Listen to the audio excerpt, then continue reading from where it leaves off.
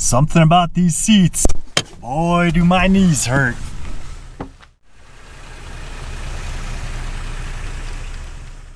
Calm as can be.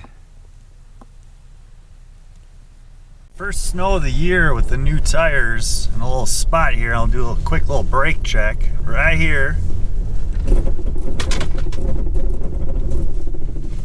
That's how long it took me to stop. Today I'm up at Turquoise Lake doing an install.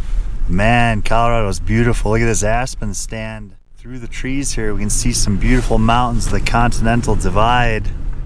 Living and exploring up here is what it's all about. I absolutely love it. Driving across the lower dam. Look over here on our left. Wow. Spillway is basically low and dry. The lake's water levels are so low this year.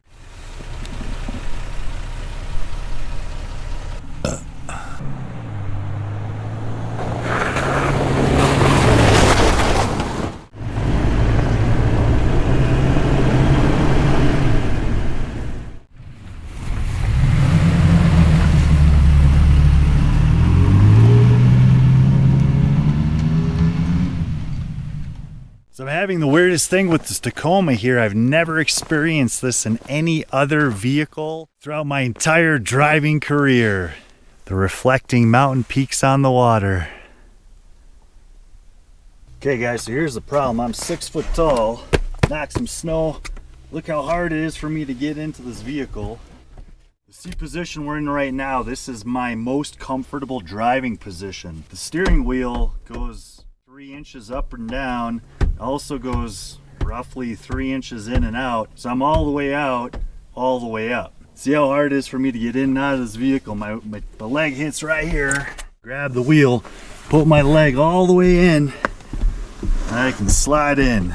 This is a 6-way adjustable. You can see this front edge is all the way up, and look at all that space we have between the seat and the bottom of my leg. When we have a gap like this here, you don't have any support on your hamstring here, and the backs of my knees, believe it or not, they get sore. They get sore and achy. It's the most annoying thing ever.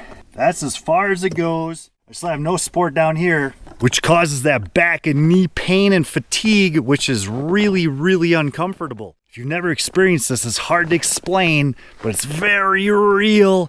It hurts. It even hurts and is sore and bothers me days after I drive.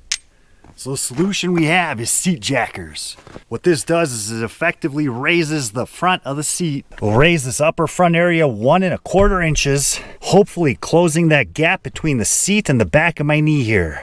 So these here are billet aluminum spacers. They're gonna lift up that front seat. The bolts that came with it, GA 10.9, which I believe, which is a very high breaking point spec bolt. So all you're gonna need is a 14mm socket. We loosen the back of the seat. We loosen both of these bolts, and then we're fully gonna remove the fronts. With the front bolts removed, the seat lifts right up. Super, super easy. So that seat lifts up and we have this pin sticking down, and that goes into the frame here. The seat jacker has a pin as well, and that's going to go down in that hole, and this drops down on top. Tighten down the first bolt that holds down the seat jacker. I'm going to have to wedge the seat up. Just take my boot here. That'll do just fine.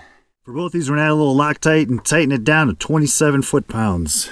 A little dab of blue should do. Or 13mm, so you need a 13mm and a 14mm. Torque it down 27 foot-pounds. Bottom jacker spacers on. Well, it warmed up right quick. Got the jackers installed. Be sure to check which bolts go where. The long bolts went into the truck on the bottom to hold the jacker in. The short bolts are holding the seat into the billet aluminum. Don't forget to tighten the rear seat bolts. A chunk of black metal, that's the jacker lifting up the front of the seat. This is gonna be my first time getting into the seat of the truck. I got it adjusted eyeballed to where I think it's right. Let's see if I notice any difference. That front's definitely higher. I feel a little bit of support. Feel a little bit more support right here.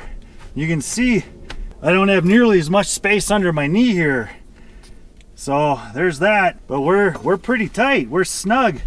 I'll drive those for a while, report back on how they're working. Driving in two-wheel drive's a little squirrely. You can see I'm getting pulled around in these ruts. I'm gonna throw it into 4 and see if the driving experience is any different. Switch it into 4 high. Here we go. Quicker acceleration because I got grip. Woohoo! All right, but to keep it even, let's try to go about the same speed. Drive safe and steady. Let's see if I can manage this road a little bit better.